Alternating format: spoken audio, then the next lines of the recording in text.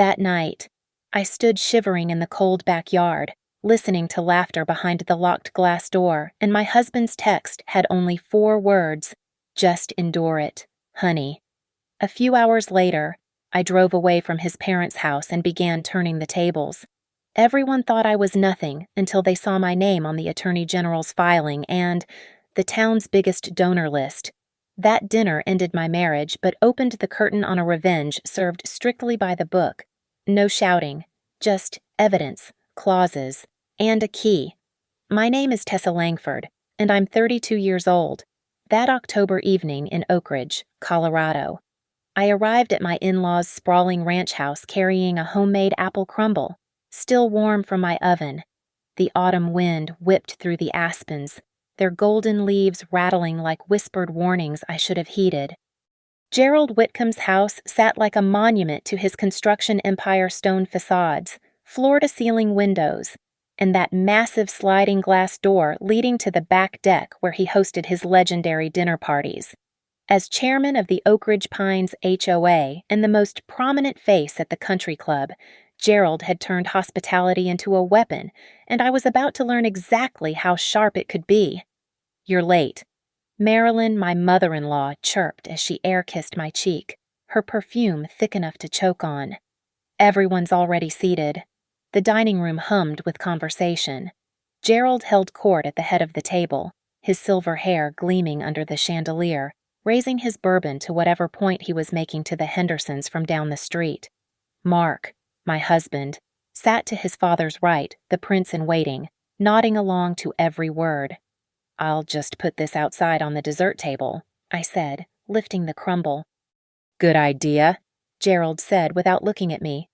"The help usually handles that, but since you're here—" The sliding door to the deck was heavy, gliding on its expensive tracks.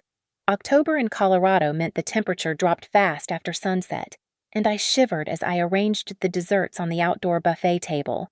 The deck stretched 20 feet, bordered by glass railings that showcased the mountain views Gerald never tired of bragging about.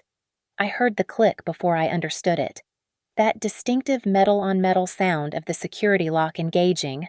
I turned, tray still in my hands, to see Gerald's hand on the lock mechanism, his lips curled in that smile I'd seen him use on contractors who disappointed him. Through the glass, the dinner continued. Marilyn laughed at something, touching the Henderson woman's arm. Mark was pouring wine, his movements careful and practiced. The room glowed warm and golden while I stood in the spreading darkness, the outdoor lights mysteriously off.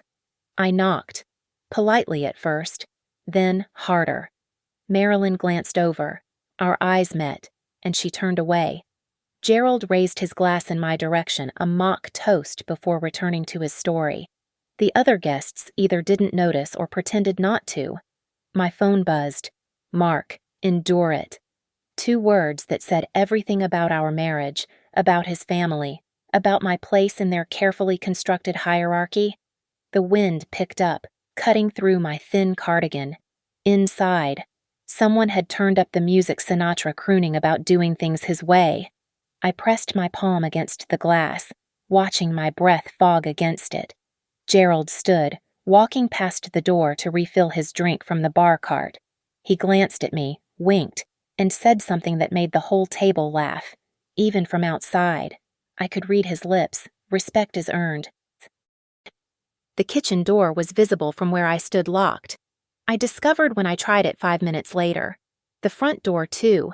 They'd planned this, orchestrated it like one of Gerald's construction projects. Every exit sealed, every humiliation calculated.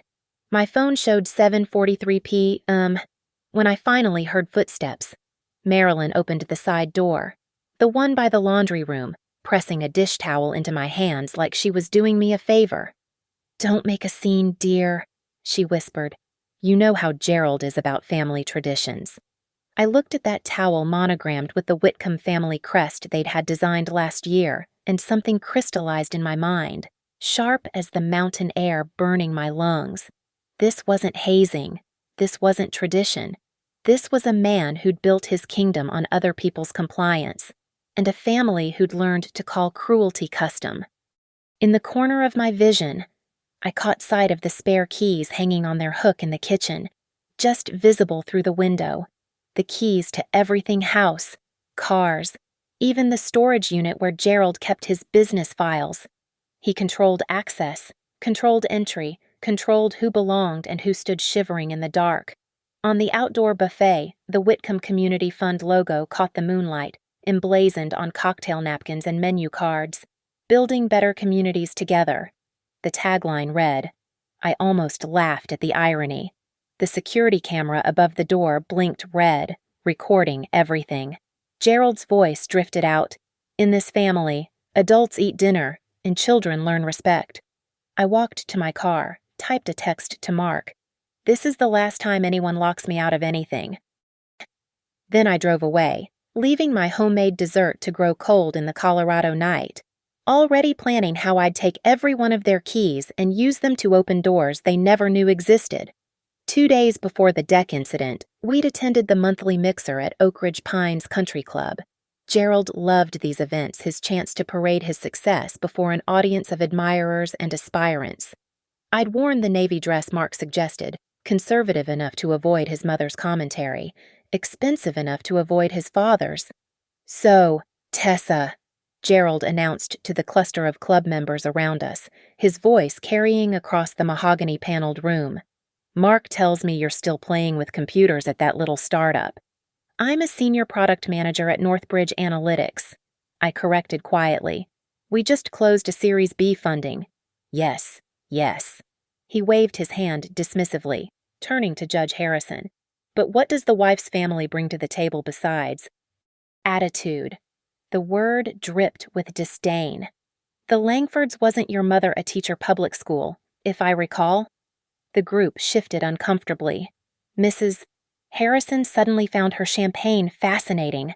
Gerald's laugh boomed across the silence, the sound of a man who'd never been challenged in spaces like this. Dad's just joking, Mark said, his hand on my lower back, not comfort, but warning. You know how he is. Marilyn swooped in, her silk scarf fluttering. Family traditions are so important, aren't they? The Whitcombs have always believed in maintaining certain standards. She smiled at me, all teeth. I'm sure Tessa will learn. We all adapt eventually. That night, I couldn't sleep. Mark's breathing was even beside me, untroubled. I grabbed my laptop and started researching, not sure what I was looking for until I found it. The Whitcomb Community Fund's website gleamed with photos of Gerald at ribbon cuttings, handing oversized checks to grateful recipients. Enriching Oak Ridge since 2018. But something nagged at me. I pulled up the photos from tonight's mixer. There on the dessert table, a small placard, refreshments sponsored by Whitcomb Community Fund. The bartender's invoice, carelessly left on the counter when I'd gone for water, had the same logo. I dug deeper. The fund's $9.90 form was public record, though filed late and missing attachments. The reported expenses were vague: community enrichment activities, neighborhood enhancement programs, social infrastructure development, corporate buzzwords that could mean anything or nothing. My phone lit up with the family group chat. Marilyn had shared an article about how good daughters-in-law strengthen family bonds. The highlighted quote was pinned at the top. A good daughter-in-law knows that patience is her greatest virtue. Mark stirred. What are you doing up? Reading about your father's charity work. He was fully awake now. Why, the country club mixer was sponsored by the fund. That's interesting, considering it was a private event. Dad supports the community. The club is part of the community. His tone had shifted, defensive. Don't go digging into things you don't understand. I understand tax-exempt organizations aren't supposed to— Tessa. He sat up, turned on the bedside lamp. My father has lawyers, accountants, people who handle these things properly. You're not an expert on nonprofit law because you read some articles online. I'm not attacking him. Mark, I'm just curious about finding problems where there aren't any. He pulled out his phone, showed me an email from his father's attorney. Actually, Dad wanted me to talk to you about this. It's a postnuptial agreement. Just a formality. Really. Clarifies asset division. Protects both of us. I scanned the document. It wasn't protection, it was imprisonment. Any marital assets would remain under Mark's control. Any investigation into Whitcomb family businesses would constitute breach of fiduciary duty. Any public dispute would trigger immediate forfeiture of claims. This was drafted 3 weeks ago, I said slowly, before I ever asked about the fund. Dad likes to be prepared. For what his daughter-in-law having opinions, Mark's jaw tightened. For people who don't understand how things work trying to cause problems, sign it, don't sign it, but Dad's going to protect what he's built. And if you're smart, you'll stop whatever you think you're doing. My mother had raised me alone after Dad died, teaching 6th grade and tutoring evenings to make ends meet. She'd driven a 15-year-old Honda and clipped coupons, but she'd also taught me something Gerald's money couldn't buy. Respect isn't silence. Tessa. Sometimes respect means speaking when everyone wants you to shut up. I looked at Mark, really looked at him. He had his father's jaw, his father's way of occupying space like he owned it. When had he started looking at me the way Gerald did? Like I was a problem to be managed, a variable to be controlled. I need time to review this with my own lawyer, I said. We don't need lawyers between us. This is family. Family. The word felt like a cage getting smaller. The next morning, Marilyn called. I heard you're being difficult about the agreement. You know, dear, Gerald could have insisted on a prenup, but he trusted you. Don't make him regret that trust. Trust. From a man who'd just tried to legally muzzle me. From a family that treated kindness like currency and respect like a door they could lock whenever they pleased. I hung up and called in sick to work. Then I drove to the county clerk's office and started pulling records. HOA minutes, construction permits, business registrations. By afternoon, I had a pattern. By evening, I had questions. And somewhere between the locked doors and legal threats, I'd found my answer. I wasn't going to sign anything. I was going to document everything. The county clerk's office in Oak Ridge closes at 4:30 p.m., but public records tell their stories 24/7 online.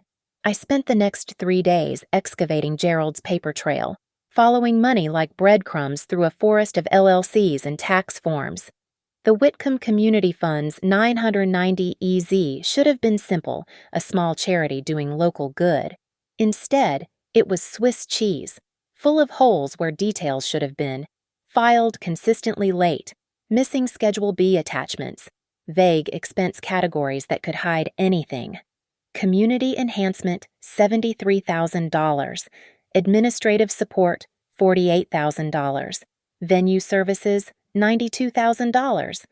But it was the HOA minutes that cracked the pattern open. By motion to approve Summit Vista LLC for comprehensive landscape maintenance.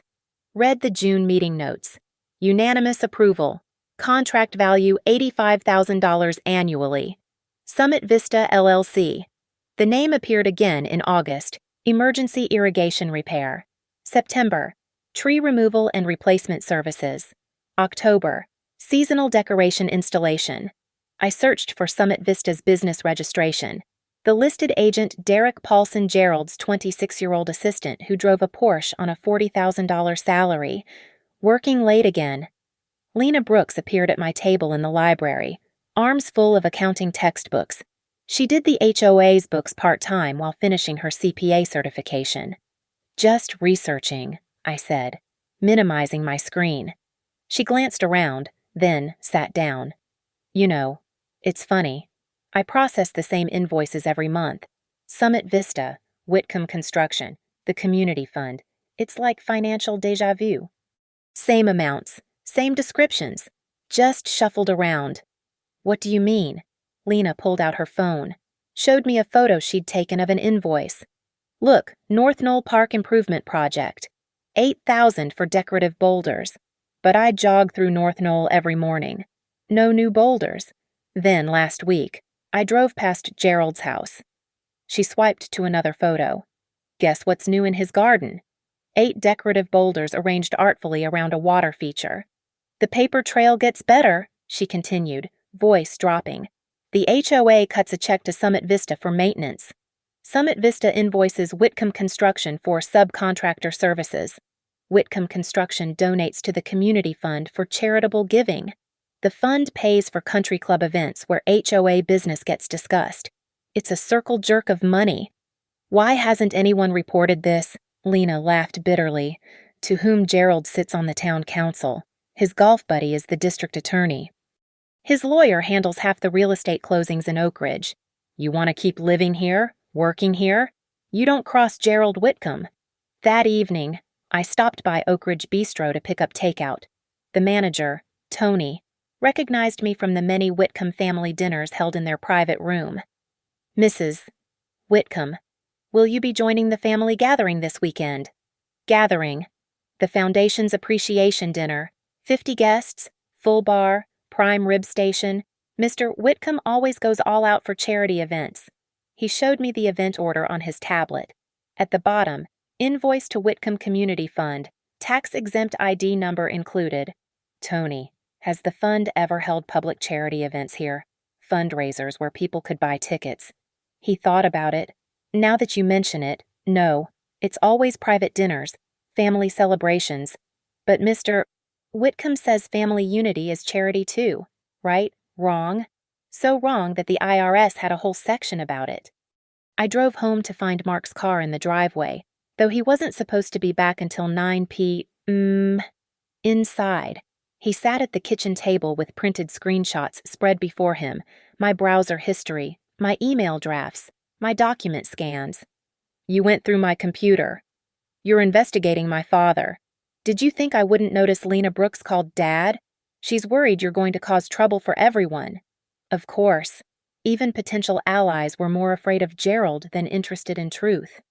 Your father is stealing, Mark, from the HOA, from the charity. My father is supporting this community, creating jobs, maintaining property values, bringing people together. So what if some paperwork isn't perfect? You want to destroy him over technicalities. Technicalities he's using charitable funds for personal parties? Mark stood, his father's height intimidating in our small kitchen. You have no idea how things really work. How they've always worked. Dad built this town. He deserves respect. Respect or fear. Sometimes they're the same thing. He gathered the papers, fed them into the shredder. Drop this, Tessa. Focus on our marriage, our future. Dad's willing to forget your snooping if you sign the postnup and apologize at dinner tomorrow. Apologize for what? For disrespecting the family, for forgetting your place. My place. Like I was furniture to be positioned wherever convenient. That night, I uploaded everything to 3 different cloud services. Bank records, HOA minutes, incorporation documents, invoices, a digital fortress of evidence. I created a spreadsheet tracking the money's circular journey, HOA to Summit Vista, to Whitcomb Construction, to Community Fund, to personal expenses. The pattern was elegant in its simplicity. Gerald had created a financial turntable, spinning public money into private wealth, and everyone was too intimidated or implicated to stop the music. But I wasn't everyone. I was the daughter of a teacher who'd fought the school board for better textbooks. I was the woman who'd earned her MBA at night while working full-time. I was the wife who'd just discovered that family loyalty was Gerald's euphemism for criminal conspiracy. Tomorrow's dinner would be different. Tomorrow. Gerald would lock me out, thinking he was teaching me a lesson about power. He had no idea he was about to learn one himself. The glass door clicked shut behind me at 7:43 p.m., and I stood in the Colorado cold, watching my breath crystallize in the air. Through the window, the dinner party continued its choreographed warmth, Gerald raising his bourbon, Marilyn touching her pearls, Mark refilling wine glasses like nothing had happened. When Marilyn finally opened the side door 20 minutes later, pressing that monogrammed towel into my hands with her practiced sympathy, something inside me didn't break. It crystallized, hard as the frost forming on the deck furniture. "Don't make a scene, dear," she whispered. I looked past her to where Mark stood in the hallway, hands in his pockets, watching. Our eyes met. He could have come to the door himself, could have spoken up, Could have done anything except stand there like a stranger observing an incident that didn't concern him. "Mark," I called out. "We need to talk." He walked over slowly. Reluctantly, Marilyn retreated to give us privacy, though I could see her hovering by the kitchen door. "Your father locked me out. He's making a point." "What point? That I'm not family, that I don't deserve basic dignity." Mark pulled me aside onto the front porch, his voice low and urgent. "Dad's testing you. It's what he does." He tested me, tested Mom, tested everyone who wants to be part of this family. Just endure it, and it'll be over. "You think this is normal? I think you're making it worse by fighting him. Just apologize, sign the agreement, and we can move forward." I stared at this man I'd married 4 years ago, searched for the person who'd brought me coffee in bed, who'd laughed at my terrible jokes, who'd promised we were partners against the world. That person was gone, replaced by Gerald's shadow. "You're asking me to let your father humiliate me." "I'm asking you to be smart, to choose your battles. And if I choose this one," his face hardened, "then you're choosing to destroy our marriage over your pride." Pride. As if wanting to be treated like a human being was pride. I walked to my car without another word. Mark called after me, but I didn't turn around. The drive to Riverton Flats took 30 minutes. 30 minutes of my phone buzzing with texts I didn't read, calls I didn't answer. The furnished apartment I'd found was small but clean, month-to-month lease, paid in cash. I'd rented it 3 days ago, the moment I'd understood what the postnuptial agreement really meant. Hope for the best, prepare for the worst, another lesson from my mother. At 11:27 p.m., I finally looked at my phone. "Mark, where are you?" "Mark, this is ridiculous." "Mark, Dad says you're being hysterical." "Mark, come home and we'll talk." "Mark, if you don't respond, I'm calling the police." "Mark, fine. Be that way." I typed one response. "All future communication through email only. I need space to think." Then I opened my laptop and got to work. First, I changed every password: email, banking, cloud storage, everything. I'd learned from watching Gerald that control started with access, and I was closing every door he might use to monitor me. Second, I downloaded the doorbell camera footage from our home system before Mark could think to delete it. The audio was crystal clear. In this family, adults eat dinner and children learn respect. Gerald's voice, condemning himself. Third, I composed an email to Mark with a paper trail timestamp. "Mark, tonight, your father deliberately locked me out of the house during a family dinner as a form of punishment and humiliation.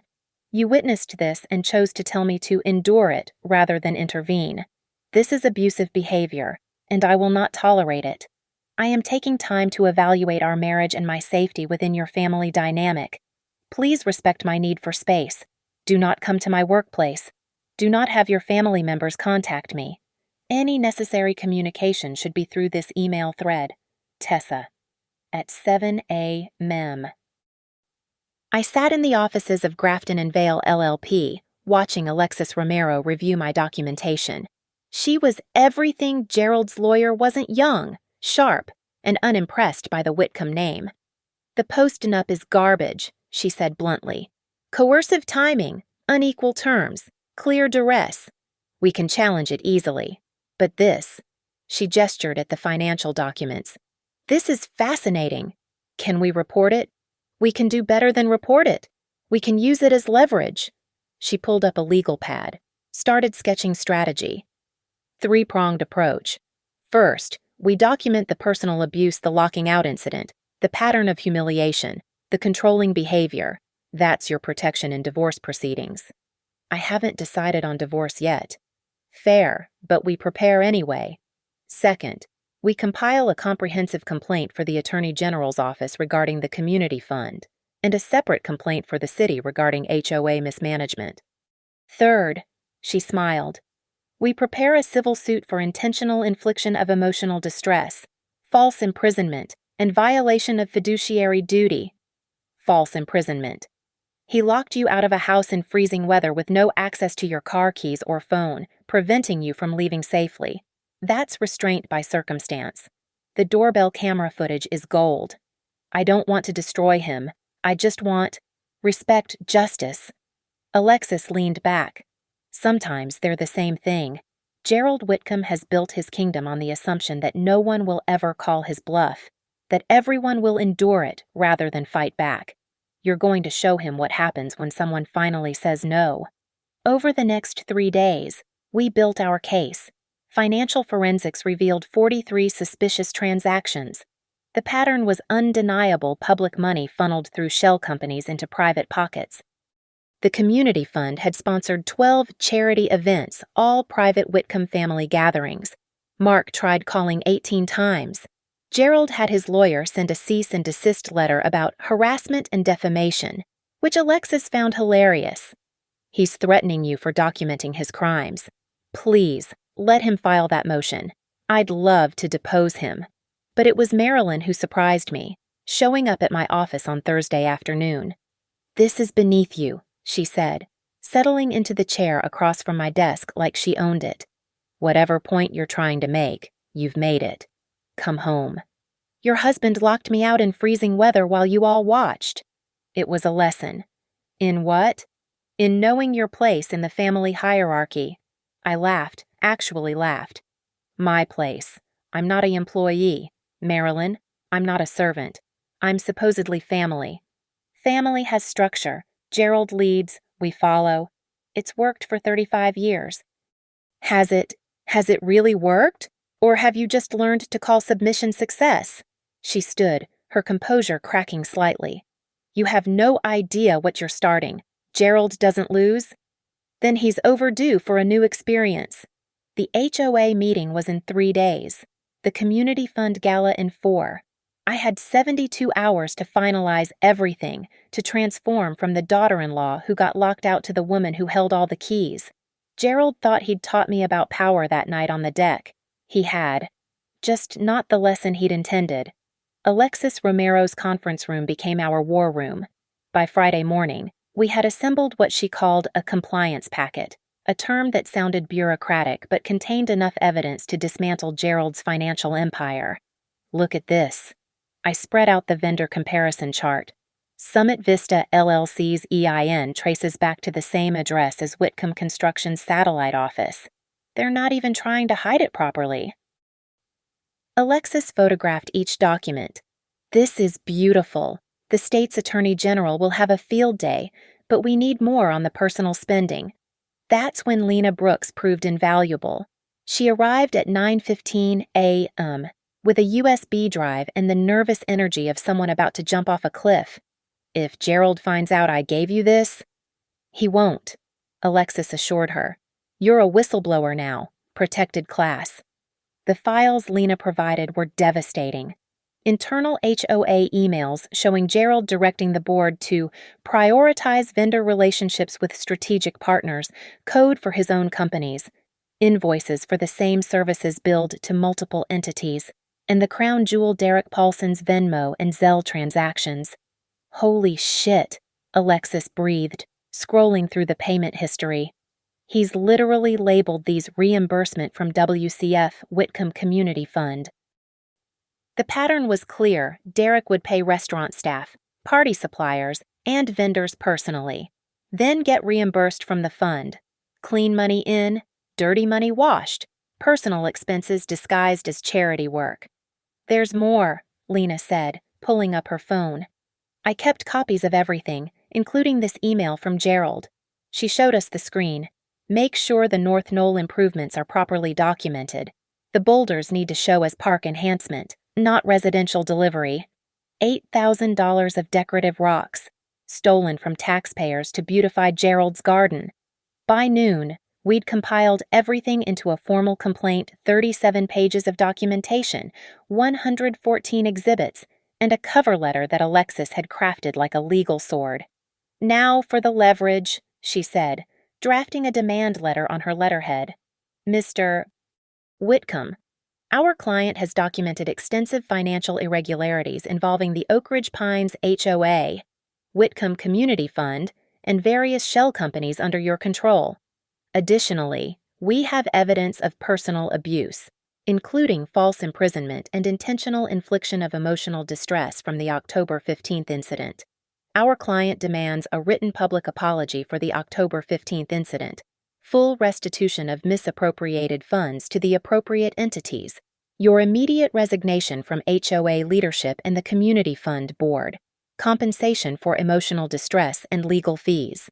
If these demands are not met within 72 hours, we will proceed with filing formal complaints with the Attorney General, IRS, and relevant state authorities, as well as pursuing civil litigation. Time is of the essence. You think he'll respond? I asked. Oh, he'll respond. Men like Gerald always do. They can't help themselves. She was right.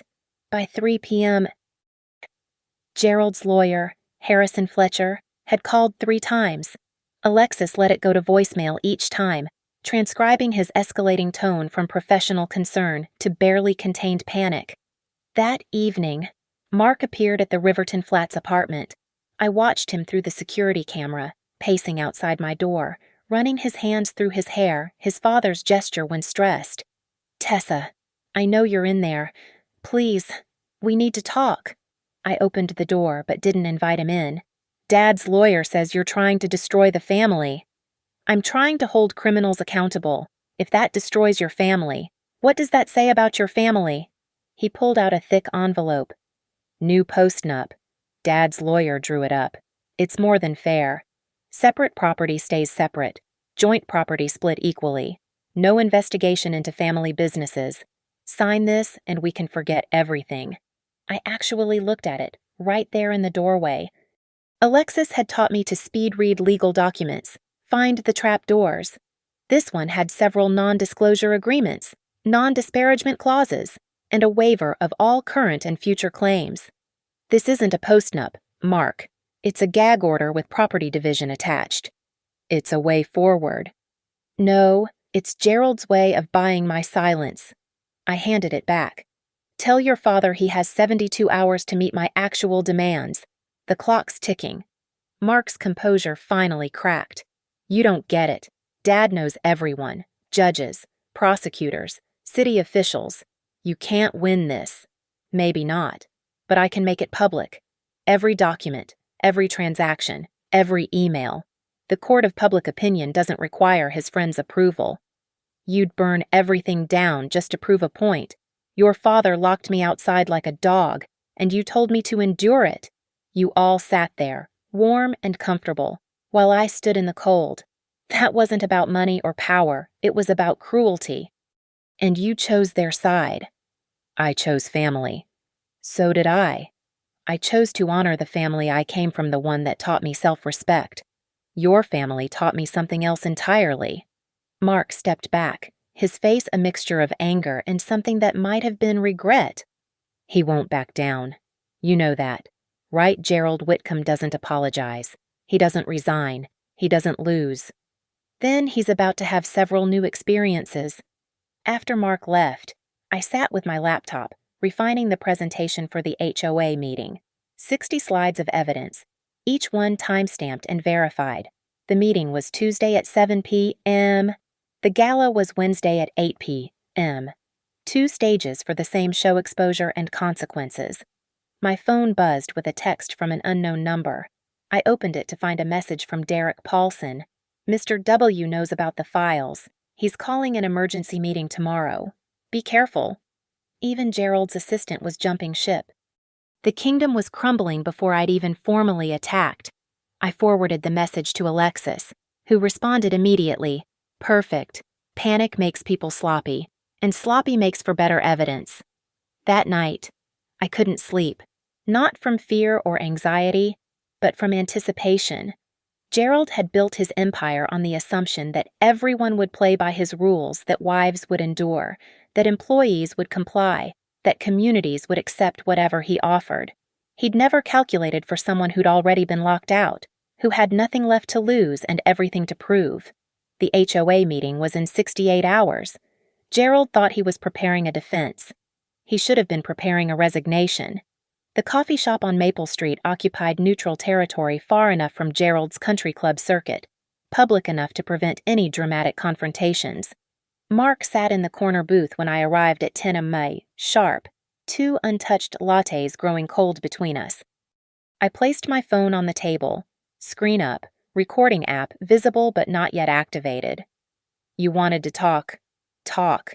He pushed a manila folder across the table. Dad's medical records. His lawyer wants you to know he's been diagnosed with high blood pressure. The stress of your accusations could literally kill him. The stress of accountability, you mean? I didn't touch the folder. Is this supposed to make me feel guilty? It's supposed to make you human. I pulled out my own folder, laid 3 documents on the table like cards in a poker game. First, the email where Mark wrote, "Just endure it, honey," while I stood locked outside.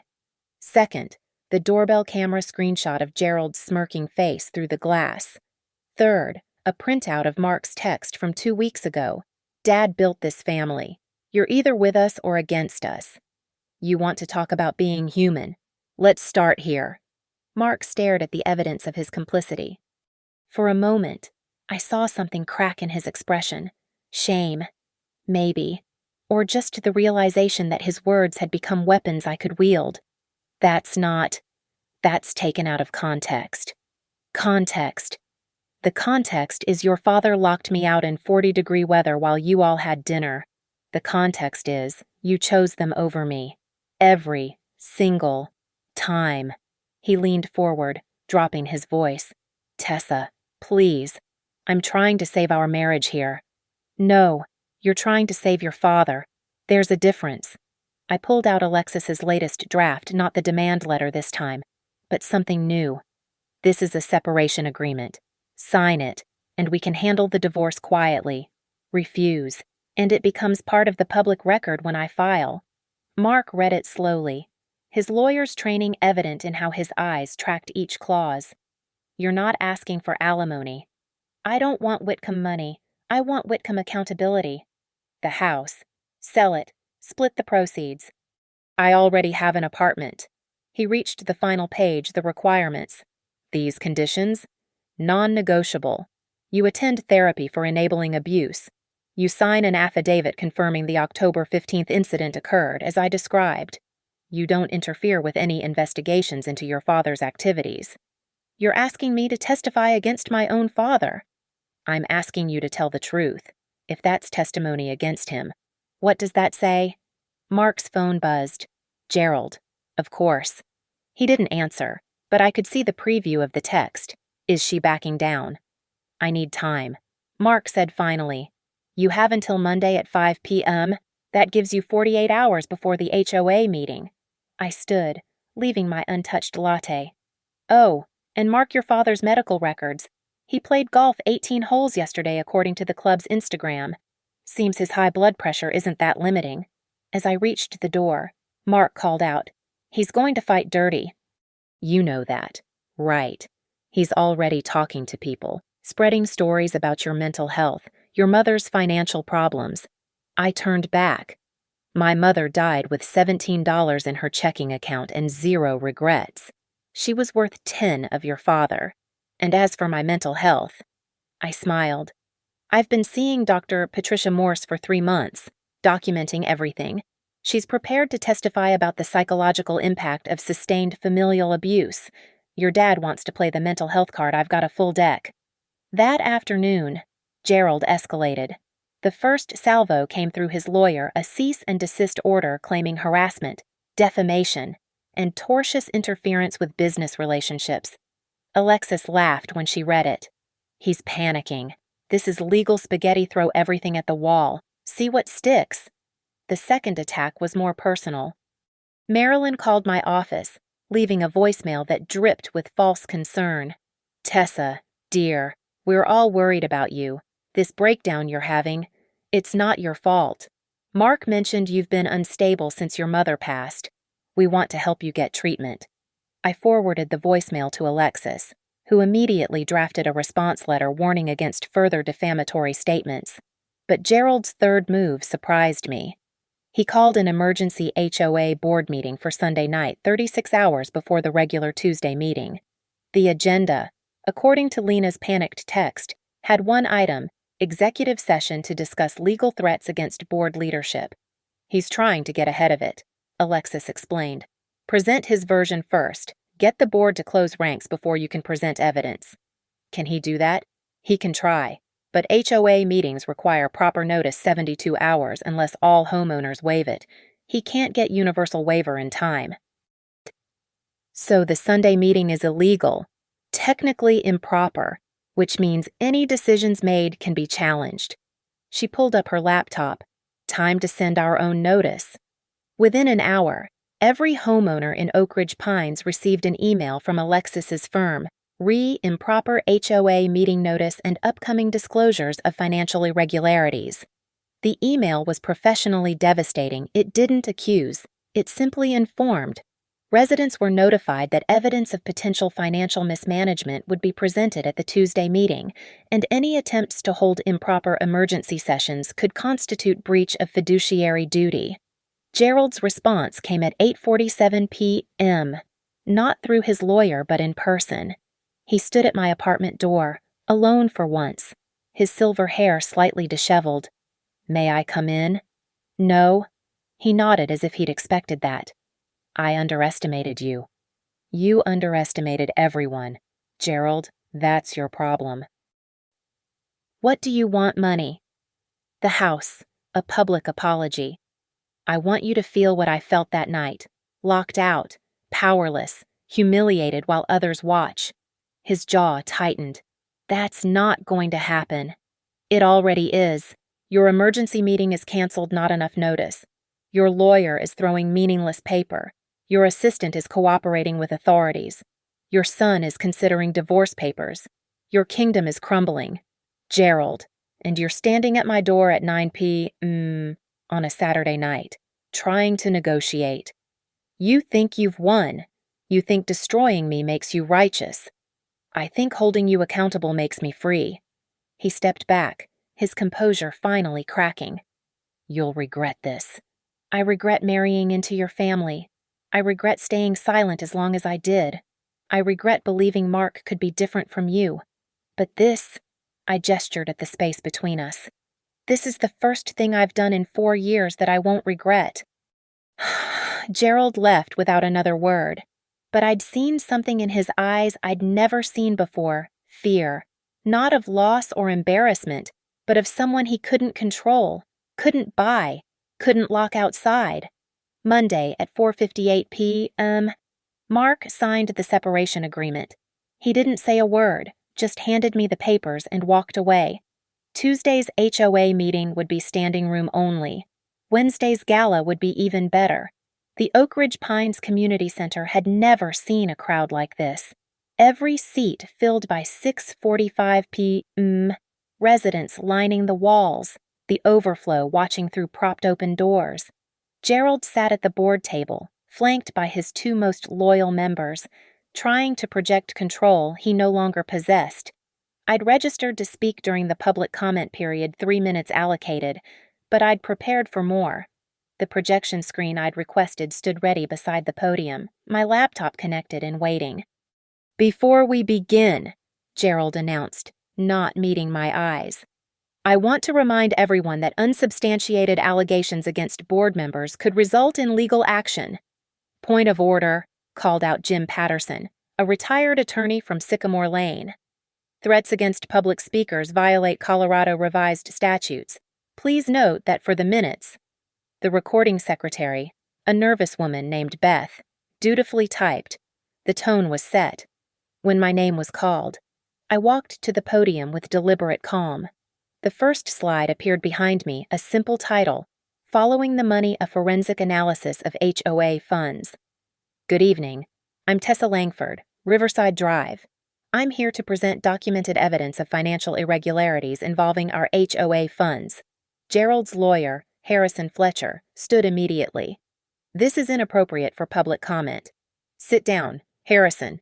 Judge Harrison's wife called out, "We want to hear this." I clicked to the next slide, a flowchart showing the movement of money from HOA to Summit Vista LLC. In the past 18 months, our HOA has paid Summit Vista LLC $370,000 for landscape maintenance. Click. Here are photos of our common areas dated last week. Note the dead trees, untrimmed hedges, broken irrigation systems. Murmurs rippled through the crowd. Next slide. Summit Vista LLC is registered to Derek Paulson, assistant to Gerald Whitcomb. Click. Its business address is the same as Whitcomb Construction's satellite office.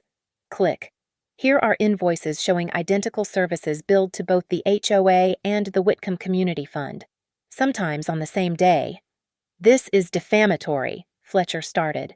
This is public record, I corrected, clicking to show the document headers. Available to anyone who requests it. The next sequence was devastating photos Lena had provided showing the North Knoll improvements in Gerald's own yard, receipts for the country club events charged to the community fund, screenshots of Derek's Venmo transactions with descriptions like WCF reimbursement for party supplies. The pattern is clear, I said, my voice steady despite the adrenaline coursing through me. HOA funds paid for non-existent services. The community fund, meant for charity, paid for private parties. Both benefited the Whitcomb family directly. A younger board member, Thomas Chin, raised his hand. Do you have documentation of all this? Every receipt, invoice, and transaction.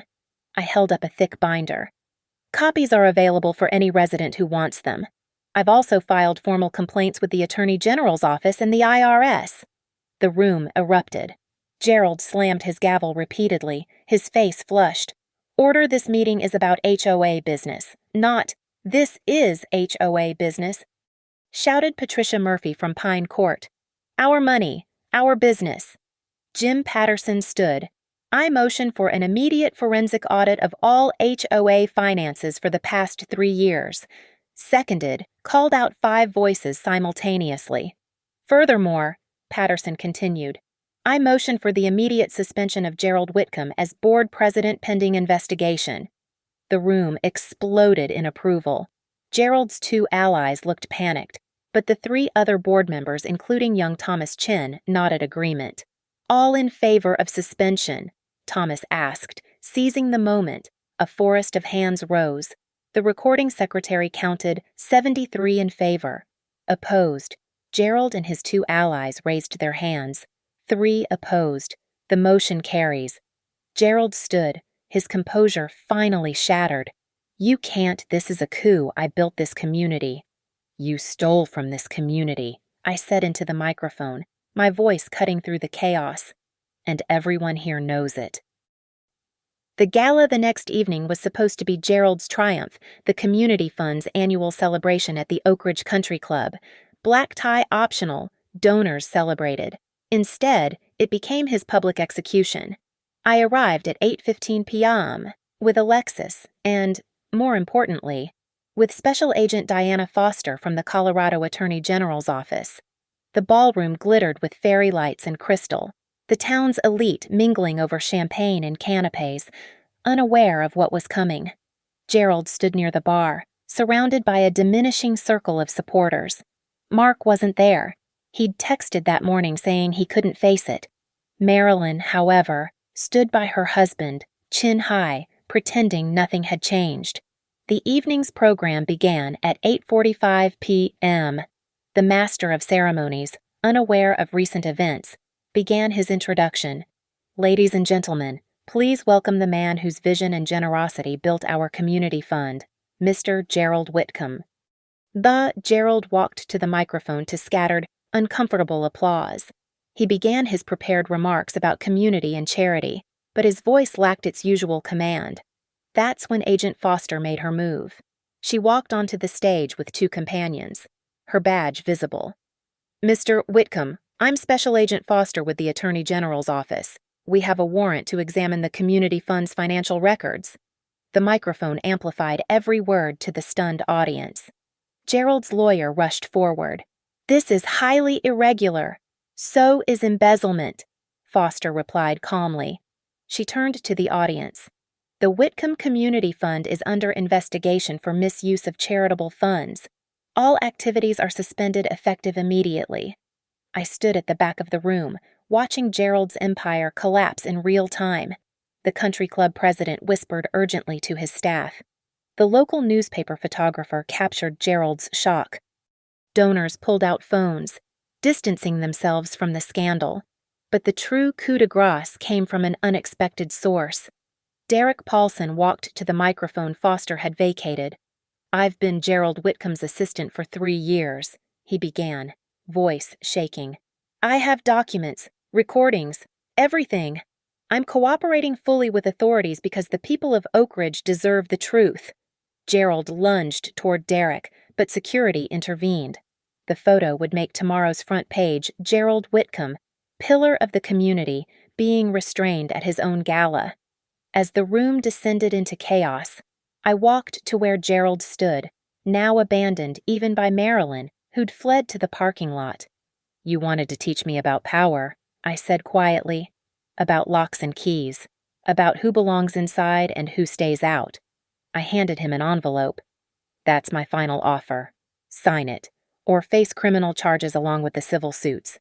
He opened it with trembling hands.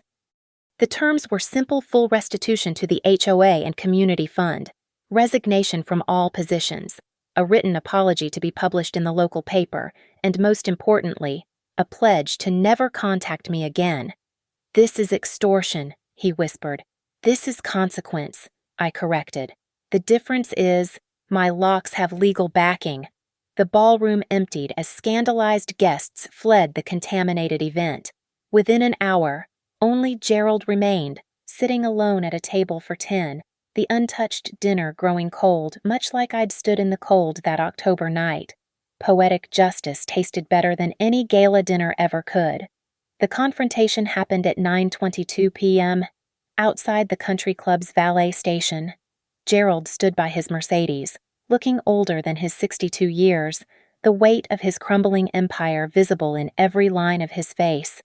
He'd been waiting for me. "You've destroyed everything," he said, his voice hollow. "No, Gerald. You destroyed everything the night you locked me out. I just documented it." He stepped closer, and for a moment, I wondered if he might actually become violent. But Alexis appeared beside me, phone ready to record, and he stopped. "My family. Your family isn't a door you can lock people out of," I interrupted. "It's not a kingdom you rule through fear. Family is supposed to be sanctuary, not a cell." I pulled out the final envelope, the one I'd been carrying all evening. "Inside, this is everything. Every document, every recording, every piece of evidence. It's enough to send you to prison for 3 to 5 years. Minimum." His hands shook as he took it. "But there's also a settlement agreement. Sign it tonight, and the criminal charges stay sealed. Refuse, and tomorrow morning, the FBI gets copied on everything." The terms were comprehensive. Full restitution $890,000 to be returned to the HOA and community fund within 30 days. Immediate resignation from all boards, committees, and community positions. A written apology to be published in the Oak Ridge Gazette, specifically acknowledging the financial misconduct in the October 15th incident. No contact with me, direct or indirect, in perpetuity. And the kicker, he had to sell his house and move out of Oak Ridge Pines within 6 months. "You're exiling me. I'm giving you the same choice you gave me that night, endure it or leave. Except I'm offering you legal protection if you choose wisely." Mark appeared from the shadows where he'd been watching. He looked broken, caught between his father and his soon-to-be ex-wife. "Dad, sign it. You're taking her side. I'm taking the side that keeps you out of federal prison." Mark turned to me. "The divorce papers, I'll sign them. Uncontested. Whatever you want. I don't want anything from you. Mark, I never did. I just wanted a partner who would stand up for me, who would choose me, who wouldn't let his family lock me out in the cold." "I know," he whispered. "I'm sorry. For what it's worth now. I'm sorry." Gerald signed the agreement at 9:47 p.m. his signature shaky but legal. Harrison Fletcher, who'd been lurking nearby, notarized it on the hood of Gerald's Mercedes, the same car he'd driven to countless community events, playing the benevolent king. "You think you've won?" Gerald asked one last time. "I think I've reclaimed my life. Whether that's winning or not doesn't matter anymore." 3 months later, I sat in my new apartment downtown, far from Oak Ridge Pines, reading the morning paper. The headline was satisfying. Whitcomb agrees to largest HOA restitution in state history. The article detailed the settlement, the reforms implemented by the new HOA board, and the community fund's transformation into a legitimate charity with proper oversight. Gerald had moved to Arizona, according to Lena, who'd been promoted to full-time HOA manager. Marilyn filed for divorce 2 weeks after the scandal broke, apparently. Public humiliation was the one thing she couldn't endure. Mark had started therapy and sent occasional emails that I deleted unread. Some bridges, once burned, weren't meant to be rebuilt. The doorbell camera video went viral on social media. Someone at the HOA meeting had recorded my presentation and posted it online. "Woman exposes corrupt father-in-law after he locks her out," had 3 million views and counting. The comments were overwhelmingly supportive, many sharing their own stories of standing up to family bullies. Dr. Patricia Morse, my therapist, called it a textbook case of successful boundary establishment through systematic documentation. I called it freedom. My mother would have been proud. She'd taught 6th grade for 30 years, dealing with bullies of all ages, parents who thought money meant authority, administrators who confused control with leadership. She'd faced them all with quiet strength and meticulous record-keeping. "Document everything. Tessa," she used to say, "paper trails don't lie, even when people do." The key to Gerald's downfall hadn't been anger or revenge, it had been patience and precision. Every receipt saved, every email archived, every conversation recorded. He'd built his power on the assumption that people would be too afraid or too overwhelmed to fight back properly. He'd never expected someone to fight him with spreadsheets and statutes instead of screams and threats. I kept one photo from my marriage, not of Mark or his family, but of the view from that cold deck on October 15th. I'd taken it while locked out, the warm glow of the dining room creating a perfect contrast with the darkness where I stood. It reminded me that sometimes being locked out is really being set free. The spare keys Gerald had hung in his kitchen, the ones that symbolized his control over who belonged and who didn't, those were gone now. The new owners of his house had installed a modern keyless entry system. No more physical keys to withhold, no more locks to demonstrate power. But I'd learned something about keys that night, something Gerald never understood. The most important doors in life don't have physical locks. They open with self-respect, close with boundaries, and stay shut with consequences. My phone buzzed with a text from Alexis. "Colorado Law Review wants to publish an article about the case. Interested in co-authoring?" I smiled and typed back, "Yes. Let's show them how one locked door opened 100 others." Outside my window, Denver's skyline stretched toward the mountains. Somewhere out there, other people were standing in the cold, locked out by those who claimed to love them, told to endure what shouldn't be endured. To them, I had one message: document everything, build your case, find your allies, and when the moment comes, don't just open the door, tear down the whole damn wall, because respect isn't earned by enduring abuse, it's claimed by refusing to tolerate it, and sometimes, the best revenge isn't served cold, it's served with evidence, witnesses, and a really good lawyer. Thank you so much for listening to my story. I'd love to know where you're listening from. Please comment below and let's connect. If this story resonated with you, please subscribe to the channel and share your thoughts. Have you ever stood up to someone who tried to lock you out? I'd love to hear your experiences.